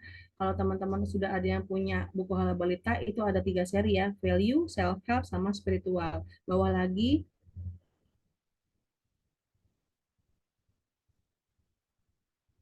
terus bawah lagi. Nah, ini ada topik buku Halo Balita tadi yang sempat disampaikan, ada nilai-nilainya ya, ada. Nah, unsur karakter dari mana Bu dapatnya? Unsur karakter itu dari sub-sub topik yang mau kita sampaikan.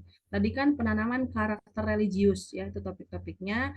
Kemudian subtopiknya apa? Subtopiknya berarti bisa diambil nih dari beberapa teori, kemudian dikaji, lalu kita jadikan menjadi 4. Ya, untuk unsur karakter religiusnya ada keyakinan agama, ada ibadah, ada pengetahuan agama, ada pengalaman agama. Dapatnya dari mana, Bu? Dari teori-teori yang kita kaji. Lalu topik dalam buku Hala Balita itu kita kaitkan dengan unsur religius ini. Berarti harus kita pilih-pilih. Betul, kita harus pilih-pilih, kita harus tahu isinya. Oh, kalau keyakinan agama berarti masuknya dua ya, Bu. Aku sayang Allah sama aku sayang Rasul. Betul. Kalau yang pengalaman agama, teman-teman harus ngecek bukunya satu-satu. Dilihat-lihat judulnya apa, harus baca isinya apa. Oh, yang pengalaman agama masuk aku anak santun, aku anak pemberani, aku sayang keluarga. Jadi teman-teman harus hatam dulu nih buku Hala Balita isinya semuanya apa. Ya, lalu teman-teman bisa kasih ke anak-anak usia dini di sekolahnya masing-masing. Baru deh kita lihat karakter religiusnya seperti apa ketika kita menerapkan atau kita memberikan terkait dengan topik-topik yang ada pada buku Hala Balita. Nanti berubah nggak nih karakter religiusnya? Nah, itu masuk penelitian juga kan ya? Masuk gitu ya. Secara tidak langsung gitu. Lalu lanjut bawah lagi.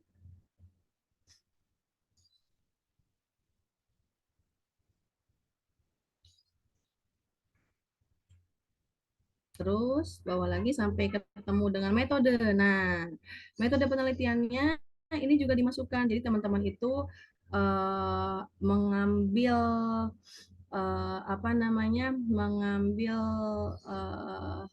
subjeknya itu siapa yang diwawancara ya. Kemudian juga diperkuat dengan siapa lagi orang tua kah ya. Terus kemudian ketika teman-teman sudah dapat subjeknya itu anak dengan orang tua, mau diapain tuh datanya? Ya, tetap harus diukur ya. Diukurnya pakai apa? Kalau mau pakai kuali silakan kuali, kalau mau pakai kuanti pakai kuanti, kalau mau pakai NVivo pakai NVivo. Karena yang sekarang lagi hitsnya itu pakai NVivo, jadi silakan teman-teman boleh pakai NVivo. Dan Vivo juga teman-teman bisa belajar mandiri kok ya, asal teman-teman punya buku panduannya gitu ya. Itu banyak kita searching pun kita bisa ngecek. Kemudian dilakukannya di mana? Di TK. TK-nya di mana? Di Tangerang. Ini saya nggak sebutkan TK-nya di mana ya. Nah, kemudian ini untuk metodenya. Lalu di metode ini kita lihat lagi tahapan-tahapan juga harus masuk di metode ini. Jadi aplikasi yang diterapkan itu pakai berapa tahap dimasukin. Kalau PTK juga gitu kan ya, harus ada tahapan-tahapannya dimasukin ya. Nah, kalau di artikel itu masuknya ke metode sama ya, sama dengan teman-teman lain yang memang sudah menggunakan skripsi di bagian metodenya. Ke bawah lagi.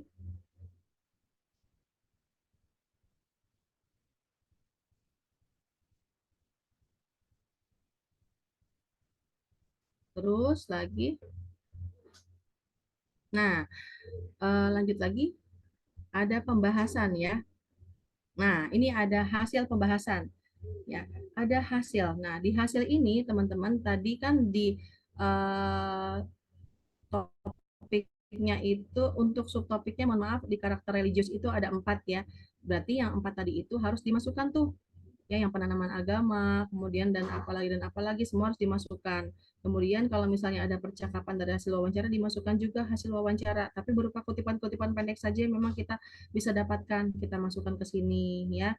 Kemudian lagi ke bawah lagi, pembentukan ibadah anaknya seperti apa yang memang tadi diambil dari subtopik karakter religius anak. Foto-foto kalau dimasukkan ya, ini ada tentang yang ibadahnya juga dimasukkan, penanaman ibadah dan sebagainya. Intinya yang 4 tadi dari unsur religius itu harus dimasukkan di hasil. Boleh kita jabarkan segala macam ya. Itu bersifat deskripsi kualitatif. Jadi kita menggambarkan dulu. Lalu lanjut lagi ke bawahnya, nanti ada contoh penghitungan kualitatifnya itu menggunakan NVivo. Bu, kalau nggak NVivo nggak apa-apa kan? Nggak apa-apa, teman-teman pakai eksperimen. Kuasi eksperimen boleh, pakai PTK boleh. Yang penting teman-teman paham dulu ya. Nah, ini pengetahuan agama, pengalaman agama itu dijabarkan ya. Nggak usah detail kalau artikel ilmiah. Jadi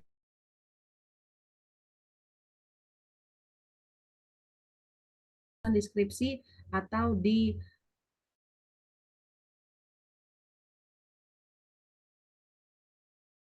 dari halo balitanya ya.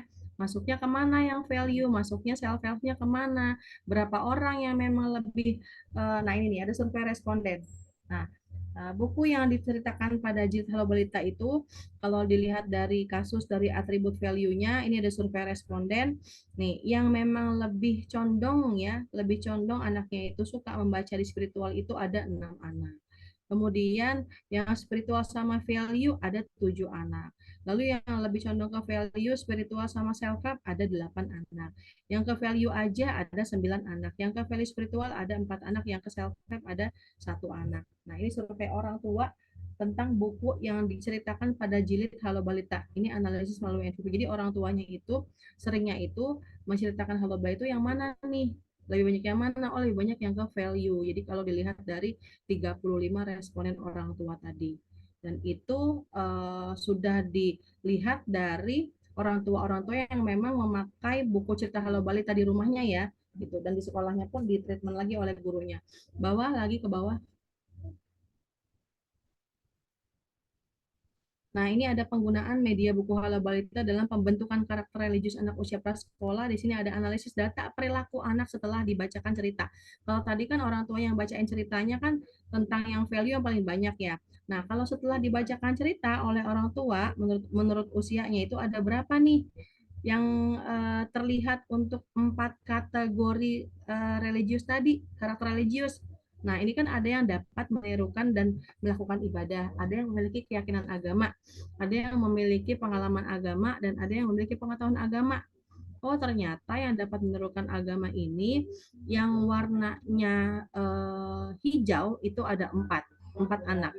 Yang warnanya ungu ada 5 anak. Ini sebetulnya warna-warna ini menandakan yang buku tadi, yang serinya seri self help, value, spiritual ya dan sebagainya. Itu yang dikaji lagi ketika melihat analisis data perilaku anak.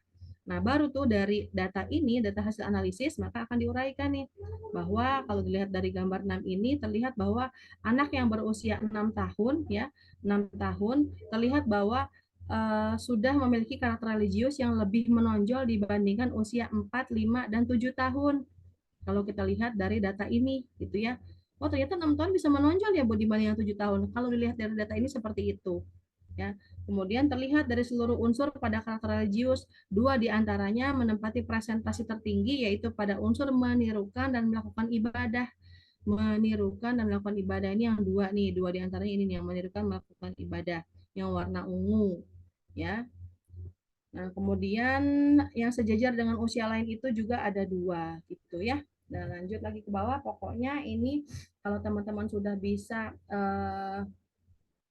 menghitung ya, cara menghitung kan beda-beda ya, ada yang memakai metode-metode ABCD. Setelah itu teman-teman jangan lupa jabarkannya itu per indikator yang bagus mah ya, bukan banyak banget indikator, berarti nggak usah per indikator kalau memang kebanyakan, diambil per aspek aja ya atau per dimensi kalau memang teman-teman terlalu banyak untuk menjabarkan indikatornya, karena indikator yang saya ambil di sini hanya 4, jadi saya bisa menjabarkan 4-4-nya.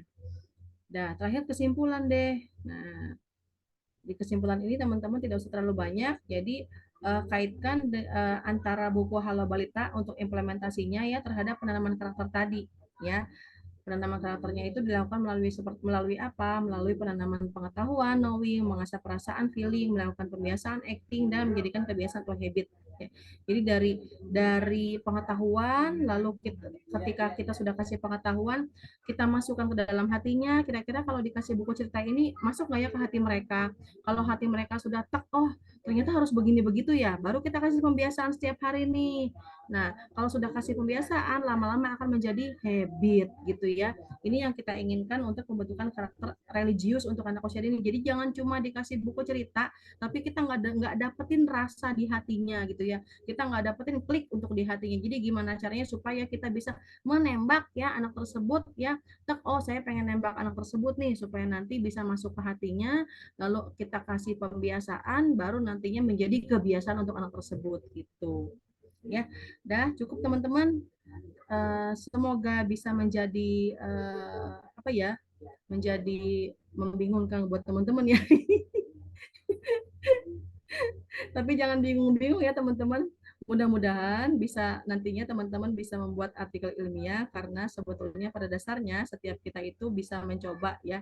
Semua juga pasti coba-coba ya, termasuk kita semua. Tapi tadi balik lagi yang sempat dikatakan oleh Ibu Dekan bahwasanya pinter pinter itu nomor sekian, yang sebenarnya adalah yang sebenarnya baik adalah rajin ya. Jadi bagaimanapun pinternya teman-teman, kalaupun teman-teman nggak rajin nggak ulet itu susah gitu ya. Baik, Cukup ya, Mbak Ipe. Terima kasih. Mudah-mudahan bisa bermanfaat. Saya akhiri. Assalamualaikum warahmatullahi wabarakatuh. Waalaikumsalam warahmatullahi wabarakatuh. Nah, terima kasih Bu Titi atas pemaparan materi yang telah diberikan. Teman-teman semua, selesai sudah pemaparan materi yang sangat luar biasa tentang penulisan artikel ilmiah dan artikel populer. Untuk teman-teman yang ingin menanggapi, saya persilahkan. Bisa raise hand atau menulis di kolom komentar ya teman-teman.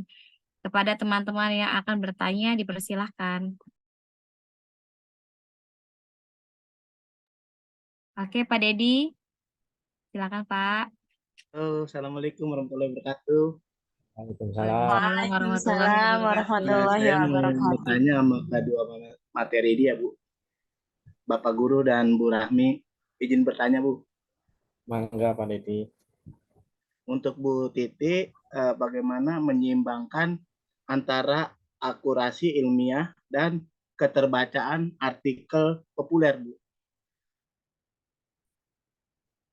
Kalau untuk Bapak Guru, bagaimana cara penulisan artikel populer yang dapat mempengaruhi perubahan sosial? Itu aja pertanyaan dari saya, Bu. Terima kasih.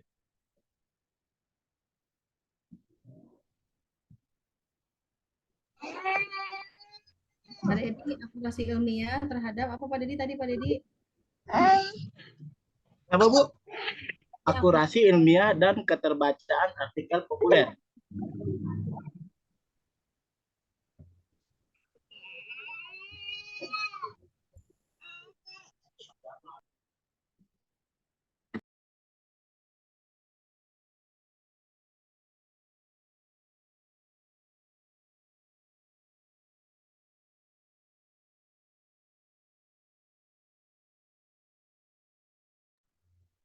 Enggak Pak Guru, boleh jawab duluan.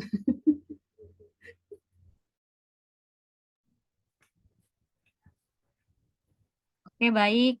Untuk Pak Guru atau Bu Titi, boleh menanggapi dari pertanyaan. Pak Dedi, apa ya? Artikel populer mengubah Cara penulisan artikel, Pak, yang populer itu yang bisa dapat mempengaruhi perubahan sosial itu kayak apa gitu? Apakah dari judul yang bombastis atau ide-ide yang kita terapkan atau gagasan-gagasan yang kita tampilkan di tulisan tersebut, Pak? ya. Salah satunya itu sih Pak. Apa judul yang bombastis ya. Salah satu tadi yang saya bilang apa murid saya di SMA itu kan nulis tentang guru toksik ya Pak. Itu kan salah satu perasaannya dia, salah satu keresahannya dia. Kenapa sih di 2023 yang segalanya tentang AI yang bertumbuh dari AI itu masih ada guru-guru toksik yang nggak ngerti tentang apa kompetensi guru, tentang kode etik guru segala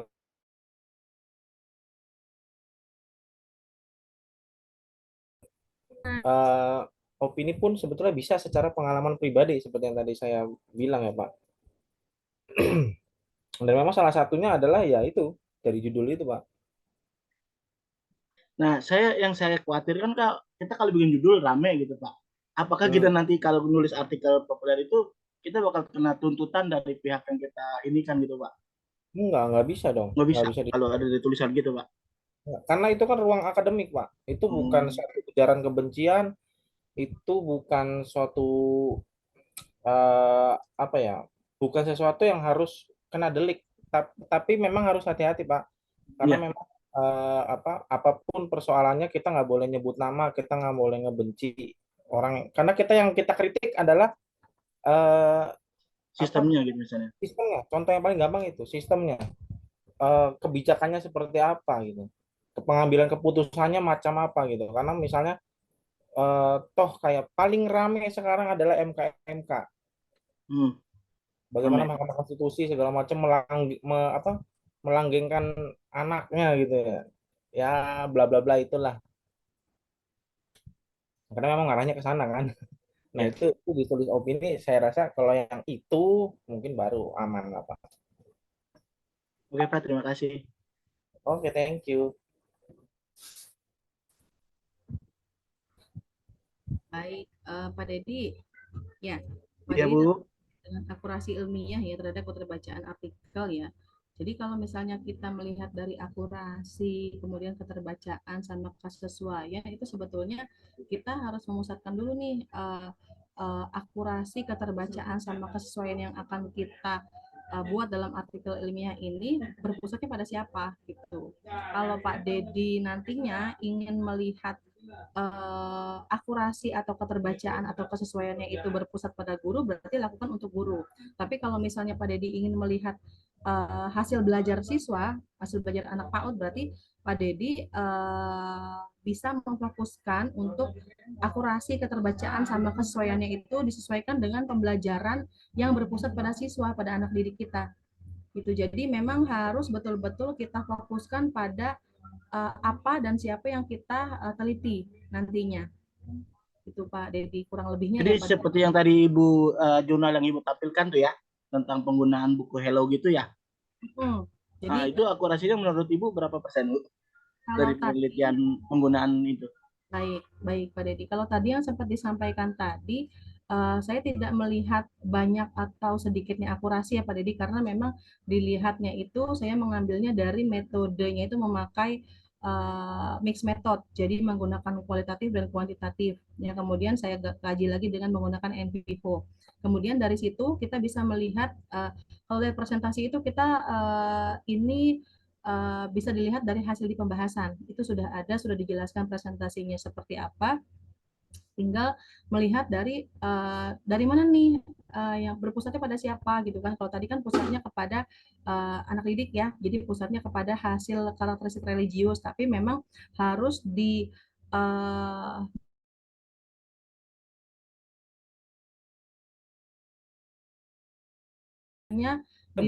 diberikan atau diinformasikan tentang Halo Balita di sekolah saja, tapi harus ada pembiasaan habit di rumah juga ketika orang tua membacakan buku cerita tentang Halo Balita. Maka kenapa diambilnya karakteristik religius untuk Halo Balita? Karena memang itu diambil dari seluruh siswa yang memang terpilih dalam satu Tangerang Raya, 35 responden diambil, itu yang memang yang diambil oleh saya dan teman-teman itu hanya 35 orang tua, tapi kita ambil sampel cuma 5 yang memang ada di satu sekolah yang sama, biar mudah. Tapi untuk sampling wawancara segala macam kita pakai Google Form, kemudian kita sampaikan ke beberapa guru yang memang sudah kita cermati siapa nih orang tuanya yang memakai buku Halo Balita, diterapkan nggak di sekolah dan bagaimana penerapannya.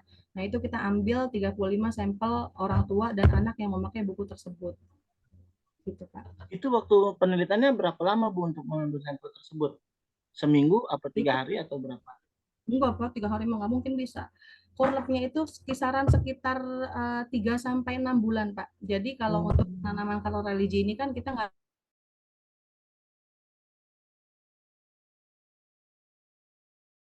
gitu ya di artikel itu. Kalau memang teman-teman itu fokus di artikel itu bisa cepat. Tapi kalau saya orangnya tipenya nggak fokus ya, jadi ini terbitnya juga sampai kurang lebih 1 tahun karena memang saya nggak fokus gitu ngerjainnya. Beda dengan Pak Guru kayaknya fokus banget gitu ya. Di permediaan. Oke Ibu, terima kasih Ibu atas jawabannya. Sama-sama Pak Dedi. Terima kasih juga Pak Dedi atas pertanyaannya. Selanjutnya, yang ingin menanggapi boleh raise hand atau tulis di kolom komentar.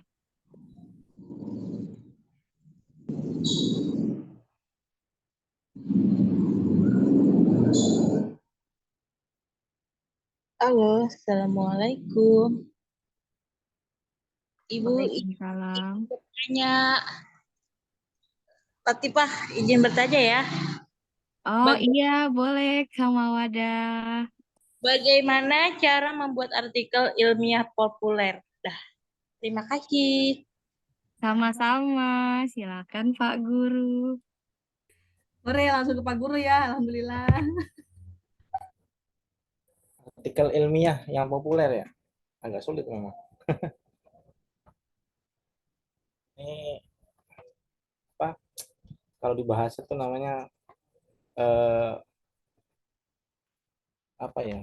Language paradox kali ya, karena susah juga ya untuk Cuma gini persoalannya, mending kenapa nggak apa namanya, artikel ilmiah populer itu kemudian dibagi dua. Artinya seperti yang pernah saya lakukan dulu ya 2018, itu karena judul nggak di ACC, akhirnya saya bikin aja udah apa, artikel ilmiah sendiri yang kemudian saya publish, terus setelah itu saya korankan. Jadi dua materi yang saya suguhkan, ini Pak sudah terbit. Terus dosennya bingung, ya udahlah saya ACC aja deh katanya. Apa sih ini? Saya juga nggak ngerti kata dia. Gapnya segala macam, karena dosennya juga nggak mau baca sih, jadi aneh. Padahal dua-duanya udah terbit gitu. Nah mungkin bisa dari situ ya, kalau saya pengalaman saya dari situ. Apa, dari mana itu berasal, bisa dari mana aja, karena juga bahkan teman-teman yang semester 7 yang sekarang menyusun skripsi itu bisa untuk katakan pendahuluannya dicongkel misalnya sedikit, itu bisa untuk masuk ke artikel populer bahkan.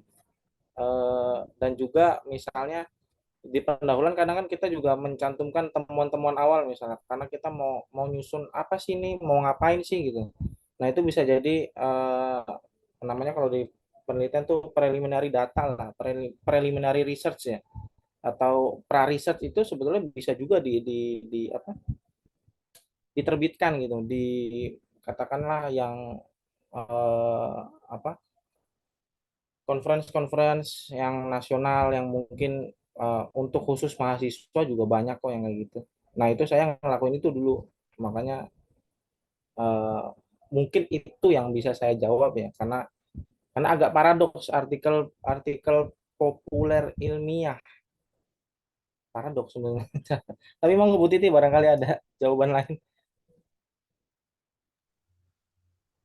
Iya, betul. Saya juga sependapat dengan Pak Guru. Ini kalau pertanyaan Mawadah agak sedikit membingungkan juga artikel ilmiah populer.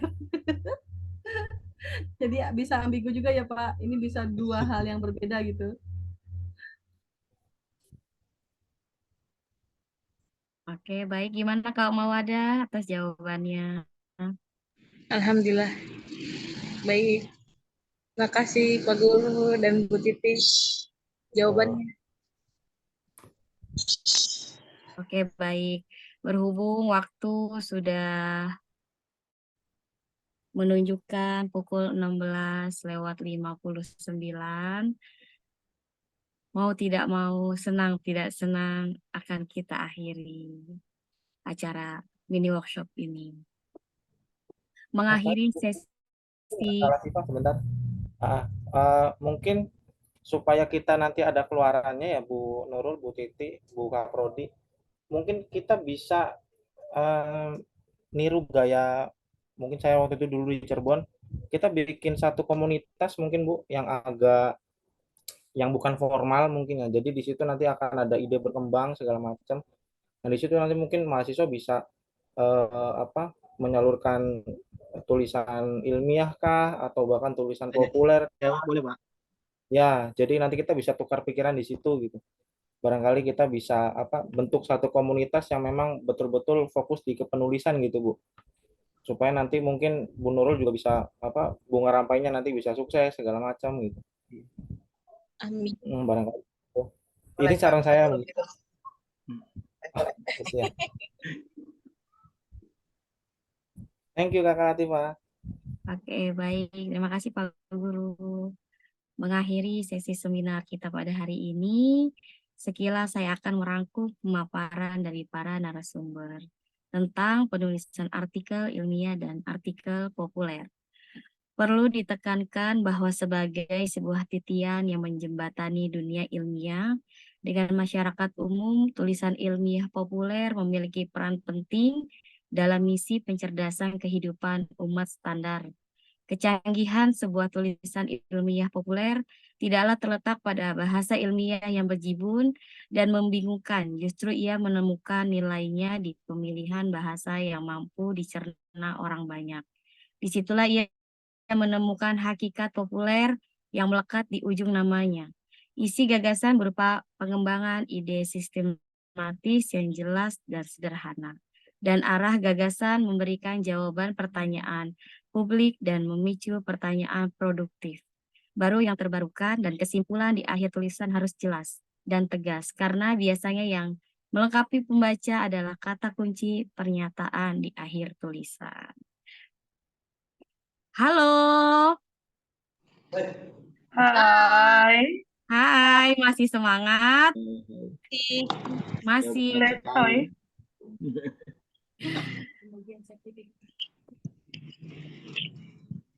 Oke, nanti kita akan ada pembagian sertifikat terlebih dahulu ya teman-teman sebelum kita akhiri.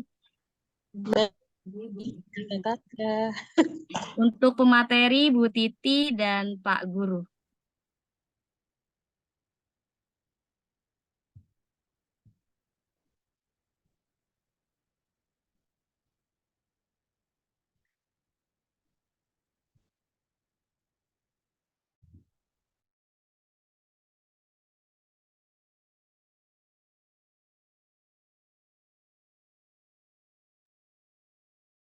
Mohon izin Pak Guru dan Bu Titi, saya ucapkan terima kasih sekali kepada kedua narasumber hebat. Ini workshop. Saya serahkan sertifikat yang pertama. Pak ya, terima kasih sekali. Semoga bermanfaat untuk Bapak dan untuk teman-teman ilmunya. Ya. Penting adalah nanti ada keluaran. Dan yang kedua, mohon izin saya serahkan sertifikat untuk yang ini. Terima kasih sekali atas ilmunya yang sharingnya kepada rekan siswa di semester 3 juga dan ada semester 5 juga ya, inspiratif sekali. Semoga teman-teman juga terbuka untuk lebih tahu lagi dan lebih paham lagi mengenai artikel ini, terutama teman-teman di semester 7 di Surabaya. Terima kasih sekali saya ucapkan kepada Bu Titi dan juga Pak Guru. Kembalikan lagi kepada Mbak Latifah, moderator. Baik, terima kasih Bu Nurul. Sebelum saya akhiri, nih saya mau pantun lagi. Jangan lupa bilang cakep. Siap. Siap ya. Ya. Burung duri terbang tinggi. Cakep. Terima kasih. Terbang mengejar burung dara. Cakep. Kita akhiri acara hari ini. Semoga kita sehat dan bahagia. Cakep. Ke rumah mertua di hari Sabtu. Cakep. Hadirin, semoga kita bersua di lain waktu. Baik, demikian seminar kita pada hari ini. Dan saya ucapkan banyak-banyak terima kasih kepada seluruh narasumber. Dan saya Latifatul Jamilah selaku moderator mohon pamit undur diri dan juga mohon maaf atas segala kesalahan. Akhirnya saya tutup dengan wassalamualaikum warahmatullahi wabarakatuh. Waalaikumsalam. Selanjutnya saya akan berikan kembali ke Master of Ceremony Kak Ulida. Kepada Kak Ulida, disilahkan. Baik, terima kasih kepada Kakak Latifatul Jamilah selaku moderator materi. Selaku moderator pemateri.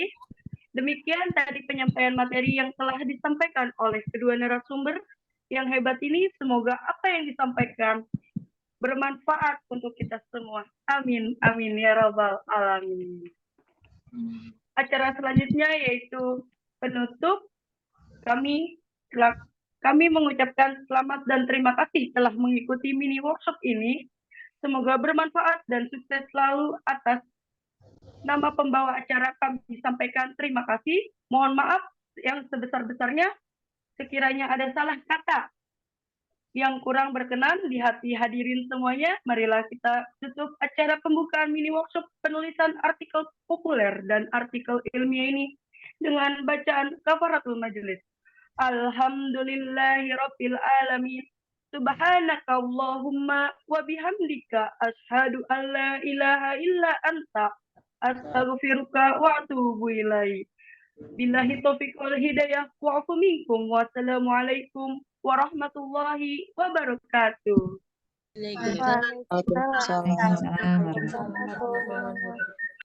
Terima kasih Ulida.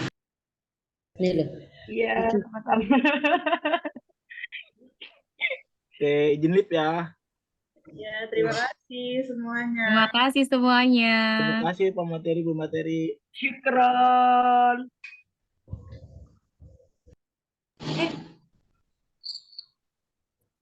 Terima kasih Kak Ipe. Sama-sama mawadah warohmah. Bye.